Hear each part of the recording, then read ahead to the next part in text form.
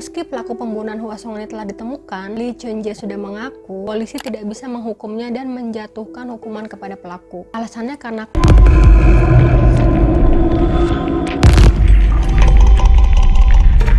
Halo, welcome back to my channel. Nama gue Yani.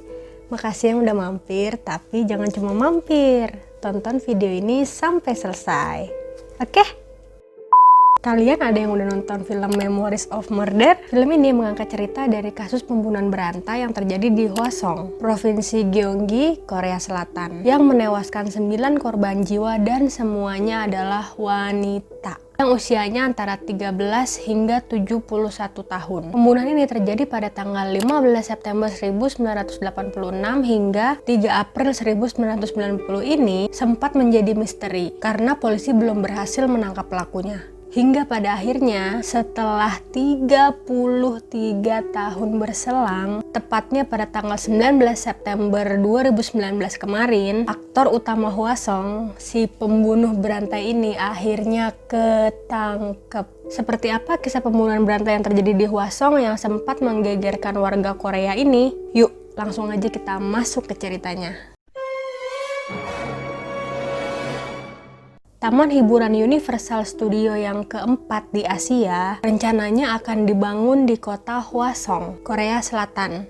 Dan perkiraan baru akan beroperasi pada 2021 mendatang. Terlepas dari kabar ini, pemilihan Hwasong sebagai kota pembangunan Universal Studio sesungguhnya cukup aneh oleh warga setempat. Hwasong, kota yang berada di Provinsi Gyeonggi. Nih, maaf ya kalau gue salah sebut spellingnya. Kamsahamnida, Oppa, Uni. Hwasong berjarak 42 km dari kota Seoul itu, selain bukan destinasi wisata di Korea Selatan, juga menyimpan sejarah yang kelam nih. Sejak 1986 hingga 1991, kota itu diliputi ketakutan massal karena menjadi lokasi pembunuhan dan juga pemerkosaan pada 9 wanita dan polisi belum menemukan siapa pelakunya. Dikutip pada Korean Herald pada edisi Mei 2017, lebih dari 1,8 juta polisi dan penyidik dikerahkan untuk mengungkap kasus pembunuhan ini. Polisi juga memeriksa 21.000 orang dan juga 20.000 sidik jari diperiksa dalam kasus ini. Namun kurangnya teknologi pada saat itu membuat polisi kesulitan untuk mengungkap siapa sebenarnya pelaku dari pembunuhan ini. Bukti di TKP seperti puntung rokok dan juga rambut telah ditemukan nih. Tapi semua bukti itu gagal untuk mengungkap siapa sebenarnya si pembunuh. Yaitu tadi, kasus ini kan terjadi pada tahun 80-an. Jadi ya teknologinya tuh nggak secanggih kayak sekarang. Selanjutnya gue akan cerita deretan kasus pembunuhan yang terjadi pada pembunuhan berantai di Hwasong.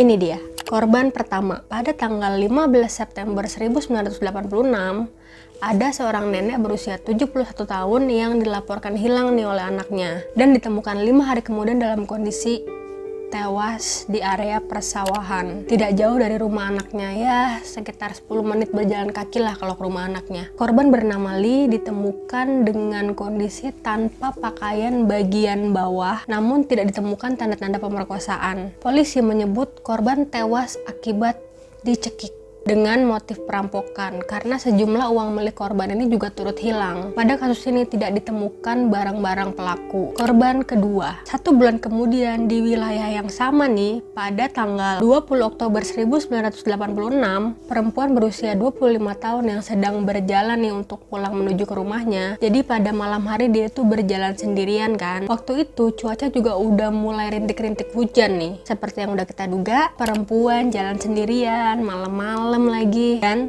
3 hari kemudian ditemukan dalam kondisi yang mengenaskan. Mayatnya ditemukan dalam saluran pembuangan air kayak di gorong-gorong gitulah, tahu kan? Polisi menemukan banyak sayatan pada tubuh korban serta ditemukan juga tanda pemerkosaan. Korban tewas dengan kondisi dicekik dengan stocking miliknya sendiri oleh pelaku. Tahu kan stocking? Stoknya itu dililitin ke lehernya si korban sampai si korban ini meninggal. Pada kasus ini polisi menemukan bukti nih. Jadi polisi itu menemukan sperma pelaku, kemudian menemukan juga puntung rokok nih, rambut dan juga kotak susu kayak abis diminum sama si pelaku ini. Dan dari barang bukti yang ditemukan polisi di TKP, polisi mengidentifikasi bahwa si pelaku ini memiliki golongan darah B. pada kasus ini, polisi ini masih belum mengira kalau ini adalah pembunuhan berantai. Korban ketiga, pada 12 September 1986, ada seorang ibu rumah tangga berusia 25 tahun yang baru turun nih di halte bis pada jam 11 malam. Kemudian berjalan menuju rumahnya yang jaraknya hanya 100 meter dari halte bis. Deket banget kan? Lagi jalan nih menuju rumahnya, langsung diserang sama si pelaku. Dan keesokan harinya dilaporkan hilang nih oleh suaminya. 4 bulan kemudian, mayat wanita ini baru ditemukan. Nggak jauh nih dari area rumahnya. Pada saat ditemukan, wanita ini itu dalam kondisi tidak menggunakan pakaian bagian bawah dan mulutnya itu disekap dengan pakaian dalamnya sendiri oleh si pelaku. Korban keempat, hanya berselang 2 hari nih, pada 14 Desember 1986, kembali dilaporkan kasus pembunuhan wanita berusia 21 tahun. Jadi korban ini tuh baru banget diantarin sama pacarnya ke halte bis supaya dia bisa pulang. Dia naik bis di situ. Setelah melihat pacarnya naik bis, si pacar ini pulang. Terus ditunggu-tunggu kok nih pacarnya tuh nggak ada kabar, udah sampai apa belum nih. Ternyata pas korban turun dari bis, belum sampai rumah korban udah diserang sama si pelaku. Korban pun dinyatakan hilang dan baru ditemukan 1 minggu kemudian. Dalam kondisi tewas dan tangannya tuh terikat di belakang. Lagi-lagi pelakunya ini menggunakan pakaian dalam korban untuk menyumpal mulut si korban. Ditemukan juga tanda-tanda pemerkosaan. Dan yang paling sadisnya lagi adalah polisi menemukan tanda-tanda penyiksaan nih. Jadi polisi itu menemukan kayak payung. Payung itu digunakan untuk merusak area private-nya korban. Sebenarnya pada kasus ini tuh ada saksi mata, yaitu seorang kernet bis yang melihat korban turun dari bis dan berjalan nih menuju rumahnya, diikuti oleh seorang laki-laki juga yang turun dari bis setelahnya. Korban kelima, pada 10 Januari 1987, seorang wanita berusia 18 tahun setelah dia main-main nih di rumah temennya, karena sudah malam akhirnya si cewek ini pulang nih naik bis. Tapi dari rumah temennya ke halte bis ini harus melewati area persawahan. Ingat ya, ini tuh tahun 80-an, jadi tuh masih banyak banget area-area persawahan, nggak kayak sekarang. Di tengah perjalanan pelaku beraksi lagi nih, dan keesokan harinya wanita ini ditemukan dalam kondisi tewas dengan kondisi sama dengan korbannya sebelumnya, yaitu tangannya terikat ke belakang, diikat dengan BH-nya sendiri. Wanita ini meninggal karena dicekik. Jadi si pelaku ini setelah korban tewas itu, pelaku meletakkan korban itu di bawah kayak tumpukan jerami yang ada di sawah tuh, kayak padi-padi kering gitu, ditaruh di situ, kemudian atasnya ditumpuk lagi sama jerami kering. Dalam kasus ini, polisi menemukan beberapa rambut pelaku dan polisi berhasil mengidentifikasi pelaku. Pelaku ini memiliki golongan darah B. Nah, masih ingat nggak sama pembunuhan yang kedua tadi? Golongan darah pelakunya kan juga B kan? Nah, di sini nih polisi baru sadar kalau kasus pembunuhan yang terjadi belakangan ini adalah kasus pembunuhan berantai nih. Pada saat itu di Korea Selatan belum pernah terjadi kasus pembunuhan berantai. Jadi polisi setempat itu nih belum tahu nih dan belum ngerti gimana sih cara menangani kasus pembunuhan berantai ini. Gimana gitu cara nyari pelakunya, karena kan emang ini baru pertama kali terjadi. Akhirnya Korea Selatan menerjunkan banyak sekali polisi dan juga detektif nih ke kota Hwasong untuk membantu proses penyelidikan. Namun diingat lagi ya, ini tahun 80-an. Teknologinya belum canggih dan juga polisi pun belum secanggih sekarang ya. Serta kurangnya bukti sehingga sulit nih bagi polisi untuk mengidentifikasi siapa pelakunya. Korban ke-6, jeda selama 5 bulan nih, pada tanggal 2 Mei 1987 kembali ditemukan korban berusia 29 tahun. Jadi pada saat itu posisinya nih si wanita ini adalah seorang istri. Dia mau jemput nih suaminya di halte bis karena pada saat itu tuh kondisi cuaca hujan dan si suami ini nggak bawa payung, makanya si suami ini ngubungin si istri buat jemput dia di halte. Akhirnya sang istri ini pun membawakan payung untuk suaminya dan berjalan ke halte bis pada jam setengah 10 malam. Pada saat udah sampai di halte bis nih, karena ditunggu-tunggu suaminya nih nggak datang-datang padahal udah jam 10.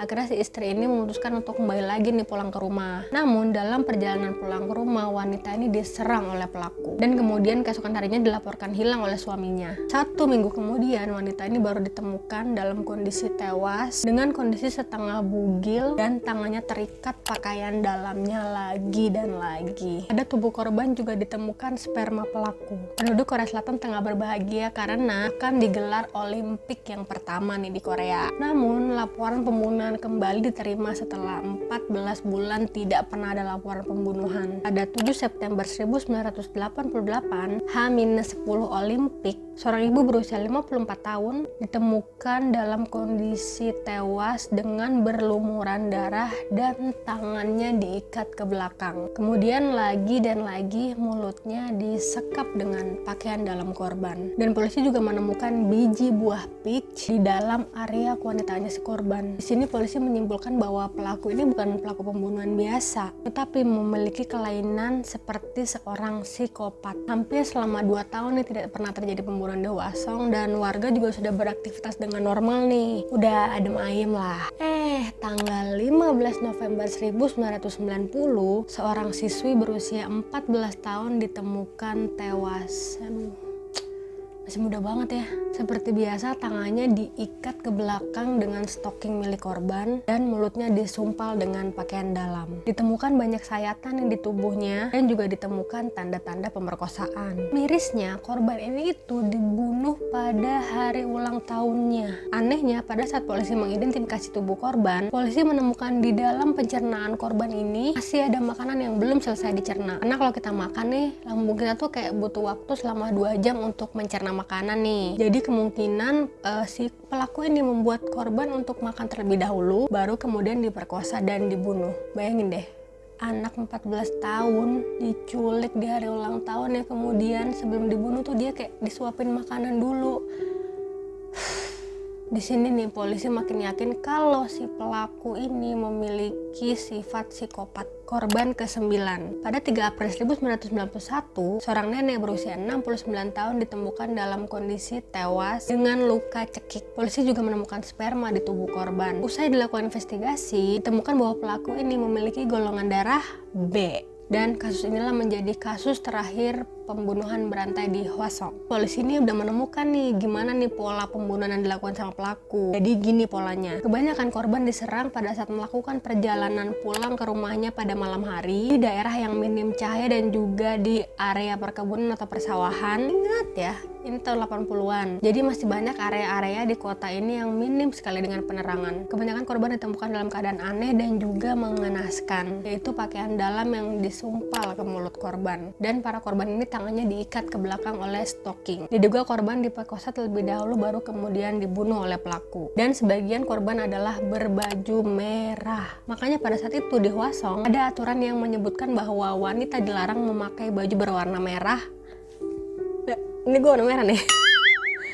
Pokoknya dilarang menggunakan baju berwarna merah dan juga dilarang berjalan sendirian pada malam hari. Dari keterangan saksi mata pada kasus keempat, akhirnya polisi ini membuat sketsa wajah pelaku. Begini nih sketsanya. Kasus Hwaseong sampai tahun 2019 masih menjadi perbincangan dunia karena memang belum ditemukan siapa sih pelaku sebenarnya dan menjadi kasus pembunuhan terbesar di Korea Selatan yang masih belum terpecahkan.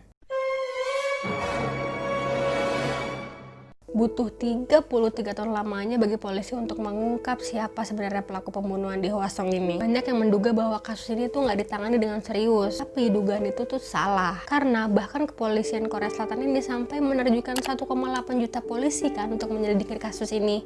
Ini adalah jumlah terbanyak sepanjang sejarah Korea Selatan hanya untuk menuntaskan satu kasus saja. Tahun-tahun pun berlalu, polisi udah mulai kelelahan nih dengan kasus ini, tapi tidak dengan warga Hwaseong.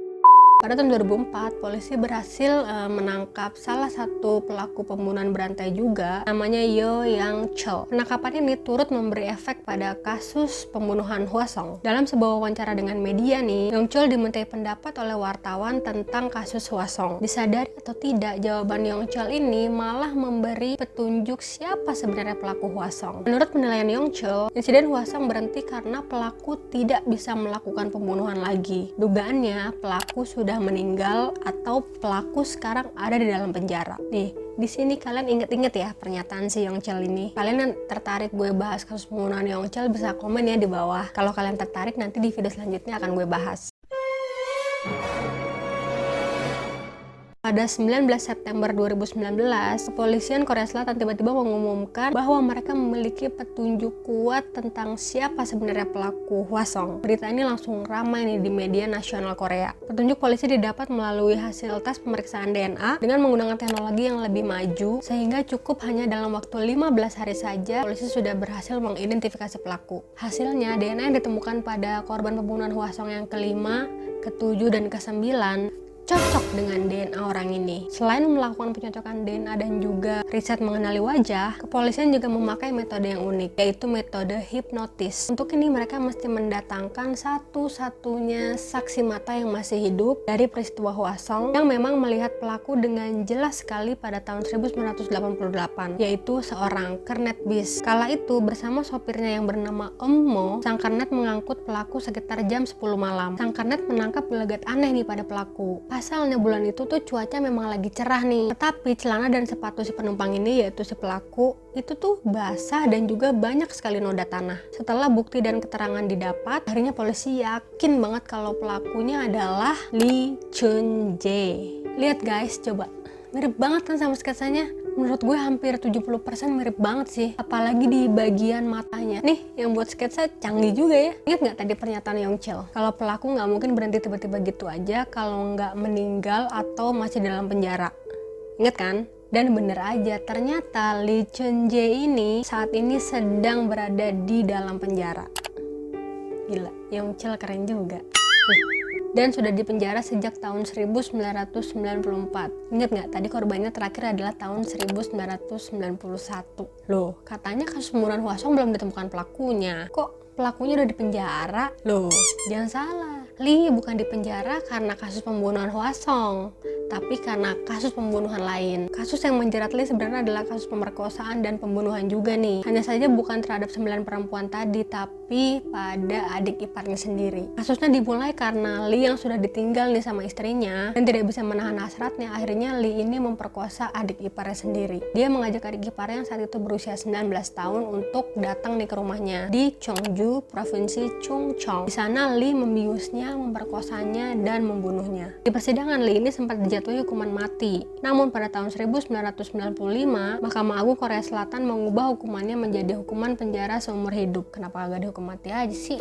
Nah, setelah polisi menemukan pelaku sebenarnya pembunuhan Hwasong, polisi pun segera menginterogasi Lee Chun-jae agar segera mengakui perbuatannya. Bener aja, bahkan Lee ini mengaku bukan hanya membunuh 9 perempuan aja, tapi ada 14 perempuan yang dia bunuh. Selain adik iparnya, 4 orang lain lagi ini belum tahu nih identitasnya. Lee juga menyebut pernah 30 kali melakukan usaha percobaan pemerkosaan sepanjang hidupnya.